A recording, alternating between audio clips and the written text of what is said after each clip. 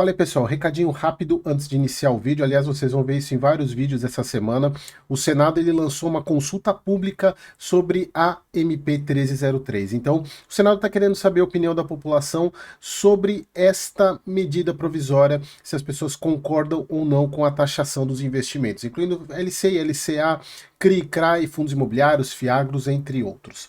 Então, se você tem interesse de manifestar a sua opinião e aí, de fato, fazer alguma coisa para que isso não passe, na minha visão, não deve passar, então tem o link aqui na descrição para você entrar lá no site da consulta pública no Senado para expressar a sua opinião, beleza? Então, bora pro vídeo agora. Fala aí, pessoal, beleza? Como é que vocês estão? Iniciando mais acompanhamento mensal, tem um negocinho aqui, vamos falar sobre RDM, mais um mês aí acompanhando o Iridium, um fundo que eu sempre gosto de iniciar, é um fundo que as pessoas amam ou odeiam, muitas pessoas compraram ele com PVP 1,4, 1,5 e até hoje amarguram prejuízos. Bom, faz parte do aprendizado. Mas vamos lá, vamos falar mais um mês aí do RDM, mais um mês acompanhando, e não deixe de curtir este vídeo, beleza? Então bora para o relatório gerencial de maio do RDM.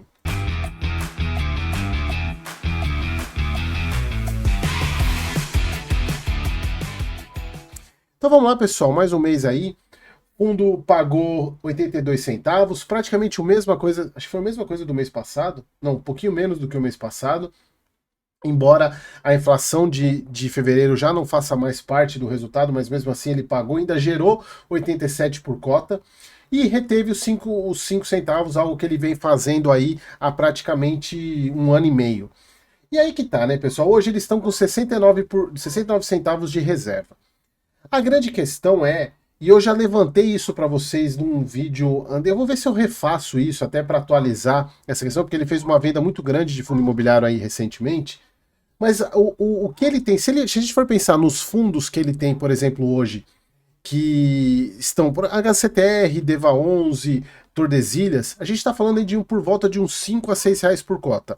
Eu preciso atualizar isso, tá? Mas é um valor, assim, bem grande. Ele está com 69 centavos, ou seja, se ele quiser se desfazer disso, vai demorar muito tempo para ele usar, se esse é o objetivo. É isso que, na verdade, hoje me incomoda no IRDM. Embora o deságio que ele está hoje, na minha visão, é exagerado, meio que o deságio é maior do que ele tem de problema na carteira.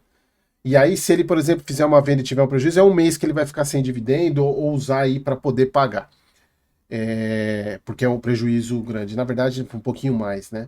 Porque se ele resolver vender tudo de uma vez, ele não vai fazer. Mas o que eu falo é o seguinte, eles não deixam claros o porquê dessa reserva. Se é para isso mesmo, se é para... Eles já fizeram isso algumas vezes, que é meio que prevendo algum problema. E isso que deixa o mercado inseguro com o RDM. Porque, por mais que a gente saiba que o fundo tirou, o Selegato saiu, você teve mudanças na forma de conduzir do fundo, focando somente em CRI, embora ele não consiga tirar os fundos imobiliários, porque senão ele teria prejuízo, ainda mais no momento que a gente está. Mas eles focaram em perfil um pouco mais high grade dos CRIs. Porém, essa reserva e esses movimentos mostram por que o fundo ainda tem esse deságio muito grande do patrimonial. Hoje o fundo, a gente for ver quanto que ele está negociado aqui, fechou hoje, deixa eu pegar aqui, IRDM. 67,57, ó, 67,57. E a patrimonial dele, 82,63, ou seja, quase 20% de deságio. E aí que tá. Era para ser tanto assim? É uma questão muito de confiança mesmo, porque as pessoas vendo que o fundo fazendo essas retenções, será que eles estão... Um problema pode acontecer a qualquer momento, ou eles estão esperando chegar num valor a ponto de chegar e falar, não, agora a gente está com um valor tranquilo para a gente poder fazer o que a gente quer? Eles não deixam isso muito claro. E o fato de não deixar isso muito claro obviamente, imputa risco na análise, imputa risco no preço, e é por isso que o fundo tem esse deságio aí. E aí, embora, na minha visão, como eu falo para vocês, eu acho que é um deságio exagerado. Então, falando aí sobre os resultados, né, beneficiados pela inflação de março, ou seja, já não tem mais fevereiro, mas ainda assim foi 0,56. Aproximadamente 61% da carteira foi impactada por esse indexador. Falando aí sobre algumas movimentações, foram basicamente amortizações extraordinárias, a gente vai falar um pouco sobre isso lá mais para baixo, desse Ideias Arvos, que teve um ganho aí de 2,9 milhões na carteira de fundo imobiliário. E também teve o resultado foi parcialmente compensado pela queda de juros dos CRIs, e de fato teve uma queda de juros, você teve um aumento da inflação, teve isso, mas queda de juros dos fundos imobiliários e dos CRIs, principalmente por causa de dois CRIs aqui, do Semera, da carência negociada, e de BWIC, que o pagamento também está em atraso, né? Então são novidades aí para esse mês. Então acabou que o que ele teve de benefício, de resultado positivo, foi apagado por esses dois eventos aí. Mas mesmo assim gerou acima do que ele paga, né? Do que ele tem pago normalmente, fazendo aí. E se a gente for ver, um baita de um dividendo, né? O fundo negociando a 67, pagando 82, muito mais do que 1% ao mês. Carteira dele de CRI hoje. Carteiras de fundos imobiliários, né? Lembrando sempre, esses aqui são os grandes problemas, né? DEVA 11, TORD, HCTR, então tem vários problemas aí. O fundo tem uma compromissada ainda, ele chegou a ter 3, agora tem uma só, mas que vence agora em julho. Uma taxa muito baixa, uma taxa muito boa de compromissada, CDI mais 0,4. Distribuição da carteira hoje, 80% em CRI, 16% em fundo imobiliário, já foi muito maior, então o fundo veio fazendo isso, veio reduzir uma posição grande de Mana 11 há um tempo atrás aí. E sobre as movimentações, falando aqui da questão do fundo, a reciclagem que o fundo fez, a integralização do CRI Porto Fino e da integralização do HDOF, que a gente já vem falando isso há alguns meses, não teve nenhuma nova compromissada reversa. E deixa eu ver aqui, o fundo está com 98% alocado, claro, um pouquinho mais, né, porque tem aquela compromissada, mas 2% aí só mantido em caixa. Então foi aqui a movimentação do mês, a compra do CRI Porto Fino de 1 milhão, pouca coisa. Aqui o HDOF, que é a integralização, foi chamada de capital.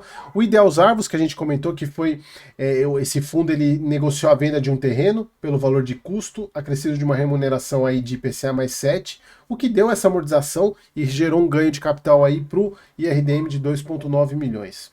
O CR Alta Vista, que teve o vencimento antecipado, que está em processo de execução.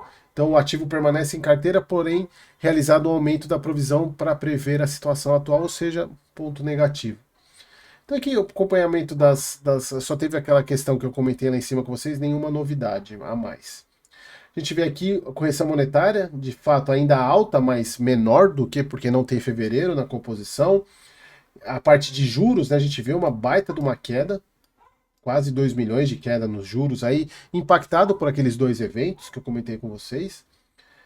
Gerou 87 e pagou 82. Então, assim, o fundo vem indo bem. Só que essa questão, né, pessoal, que eu acho que é o que mais impacta no IRDM, é a questão dessa reserva que o fundo vem fazendo, que ele não justifica o porquê claramente e o quanto ele quer chegar. Qual é o valor que o fundo quer chegar nessa reserva e para quê? Eu acho que se isso ficasse mais claro, talvez o mercado reconhecesse mais ou reduzisse o risco exigido para investir no IRDM. Beleza, pessoal? Espero que vocês tenham gostado e até o próximo vídeo.